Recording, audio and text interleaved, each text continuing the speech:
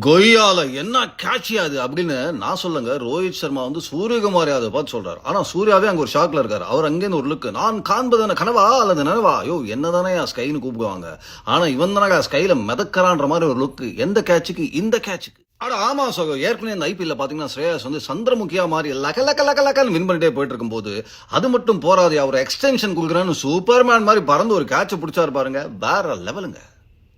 ஆனா இந்த ஷாட்டை பாருங்க சகோ, ஹர்திக் பாண்டியா அடிக்காங்க லாங் ஆன்ல ஸ்ரேயஸ் ஐயர் திடீர்னு பாத்தீங்கன்னா சூப்பர்மேனா மாறுற நேரம் வந்தாச்சியா அப்படின்னு சொல்லிட்டு பறந்து போய் காஸ்டியூம் சேஞ்ச் பண்ணலாம் பரவாயில்ல, பந்த பிடிச்சி கேட்ச சேஞ்ச் பண்றேன்னு அங்க இருக்கிற ஃபீல்டருக்கு பாஸ் ஆன் பண்ணும்போது அப்ப கொடுத்த ரியாக்ஷன் தான் ரோஹித் சர்மாவும் சூரியகுமார் யாதவும். நம்மளும் அதே ரியாக்ஷன் தான்.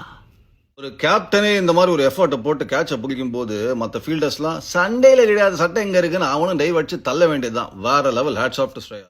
ஆனா அவரோட சொந்த ஊருங்க மும்பை. இங்க பிறந்தேன், நீங்க தவழ்ந்தேன், நீங்க வளர்ந்தேன் அப்படின்றத தாண்டி இப்ப பறந்தேன் அப்படின்றதையும் பண்ணி காமிச்சிருக்காரு ஸ்ரேயாஸ் ஐயர். வேற லெவல் கேட்சுங்க. நீங்க என்ஜாய் பண்ணிருப்பீங்க. Stay tuned and have a nice day Chahal.